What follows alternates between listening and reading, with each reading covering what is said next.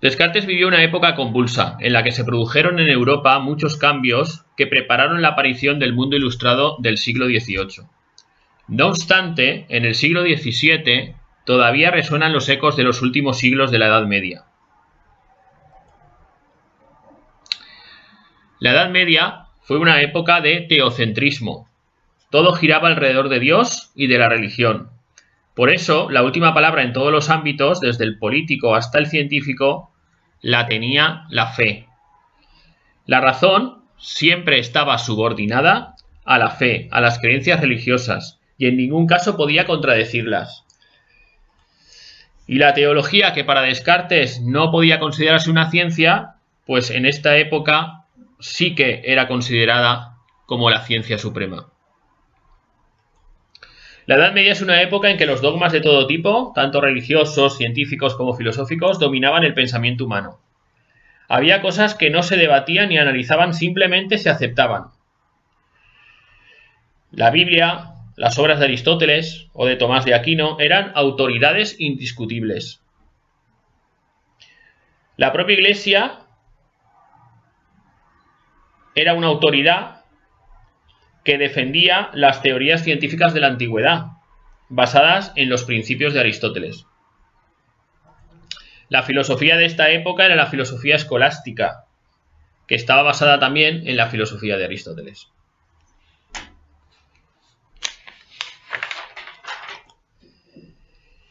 A partir del siglo XV se inicia la Edad Moderna y muchas cosas empiezan a cambiar. Ahora lo más importante será el ser humano. Esto es el antropocentrismo, poner al hombre en el centro.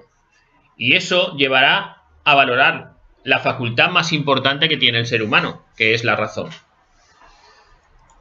A partir de ahora, la razón se libera de la fe y de cualquier autoridad ajena y conquista su propia autonomía. A partir de ahora, nada se dará por verdadero si antes no está debidamente analizado por la razón. La razón se convierte entonces en la máxima autoridad. Este cambio de mentalidad permite el desarrollo de la revolución científica, que tiene como consecuencia el derrumbe de las teorías científicas de la antigüedad.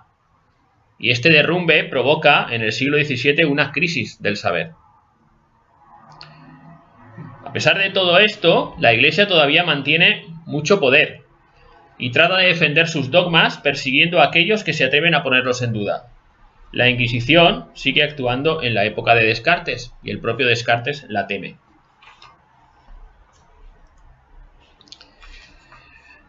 El pensamiento de Descartes refleja todos estos cambios y lo que hace es intentar responder a los problemas que surgen a partir de ellos. Uno de esos problemas es el resurgimiento del escepticismo.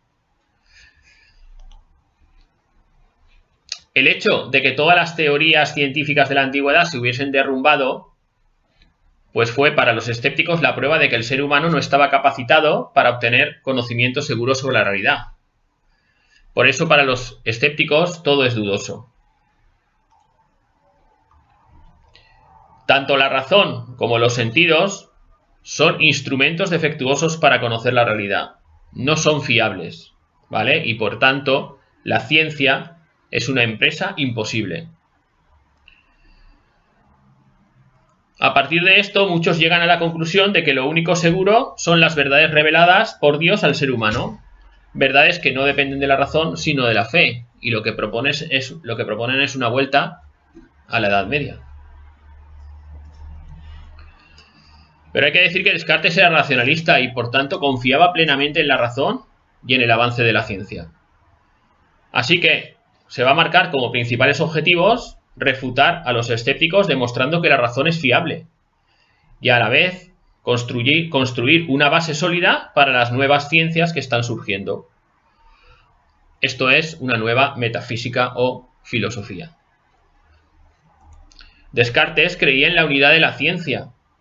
Todos los saberes, todas las ciencias son una y están conectadas y no pueden ser contradictorias. En este caso, en la metáfora del árbol de la ciencia, lo que nos dice Descartes es que las raíces del árbol sería la metafísica o filosofía, que es la base de todas las ciencias y por tanto una de las ciencias más importantes que hay. porque las raíces del árbol son las que mantienen el árbol en pie y las que lo alimentan. El tronco del árbol sería lo que él llama la física matemática, que no es otra cosa que las matemáticas aplicadas a los fenómenos naturales. Como buen pitagórico, Descartes y todos los científicos de la revolución científica pensaban que los fenómenos de la naturaleza responden a leyes matemáticas. Los números son los principios de las cosas. Esta es una idea de los pitagóricos que se recupera en esta época. Luego el resto de ciencias serían las ramas del árbol. Bueno, la filosofía que existía en la época de Descartes y que él mismo estudió era la escolástica medieval. Esta metafísica o filosofía tenía, a juicio de Descartes, dos defectos. Por un lado, no existía ningún conocimiento seguro en ella, porque los distintos autores no se ponían de acuerdo en nada, siempre estaban debatiendo y discutiendo, pero nunca llegaban a un acuerdo. Por otro lado, la escolástica medieval estaba basada en la filosofía de Aristóteles.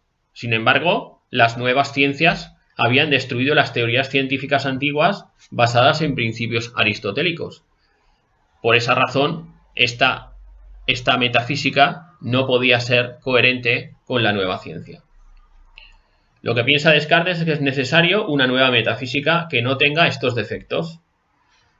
Es decir, una nueva metafísica que esté compuesta por certezas absolutas y que sea coherente con las nuevas ciencias. Y esa es la metafísica que pretende construir Descartes. Pero para crear una nueva metafísica, antes hay que abordar otra cuestión, que es la cuestión del método. Descartes piensa que porque las teorías científicas de la antigüedad hayan resultado ser falsas, esto no implica que la razón funcione incorrectamente, como pensaban los escépticos. Para Descartes el problema no es la razón, el problema es que la razón se usa mal. Por tanto, ¿qué es necesario? Es necesario un método, un conjunto de reglas que guíen a la razón para que alcance conocimientos seguros. El método de Descartes se inspirará en las matemáticas, ya que, a su juicio, son las ciencias que han alcanzado el grado más alto de certeza. Así que, si aplicamos un método parecido al de las matemáticas en todas las ciencias, podremos alcanzar en todas ellas un grado de certeza similar. Si todas las ciencias forman una unidad, todas deberían usar el mismo método.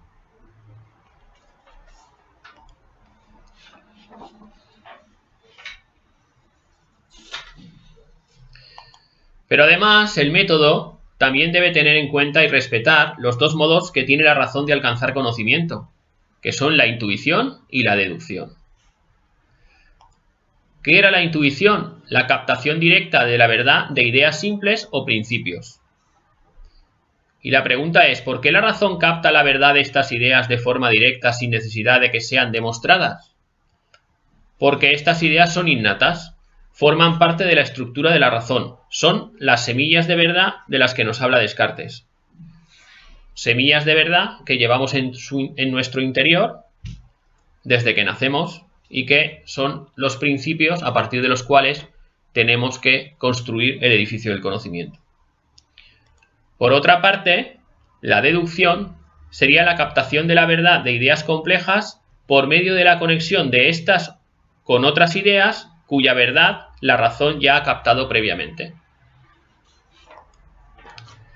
Así que, inspirándose en las matemáticas y respetando los modos de conocimiento naturales de la razón, que son la intuición y la deducción, en el discurso del método, Descartes expone un método compuesto por 4 reglas. La primera regla es la regla de la evidencia y deberá aplicarse en todo momento a lo largo de una investigación científica. La regla establece que solo se deben admitir como verdaderas las ideas que se muestren a la razón como evidentes. ¿Y qué es una idea evidente? Pues una idea evidente es aquella que tiene dos características. Por una parte es clara, es decir, es obvia, la razón ve que no puede ser de otra manera. Y por otra parte es distinta, no se confunde con ninguna otra. La segunda regla es la regla del análisis. Lo que nos dice Descartes es que para explicar un fenómeno o resolver un problema debemos descomponerlo en sus ideas más simples y buscar entre ellas las que la razón capta con evidencia. Las demás habrá que desecharlas. La tercera regla sería la regla de la síntesis. A las ideas simples que la razón ha captado con evidencia, iremos conectando ideas más complejas hasta llegar a la explicación del fenómeno.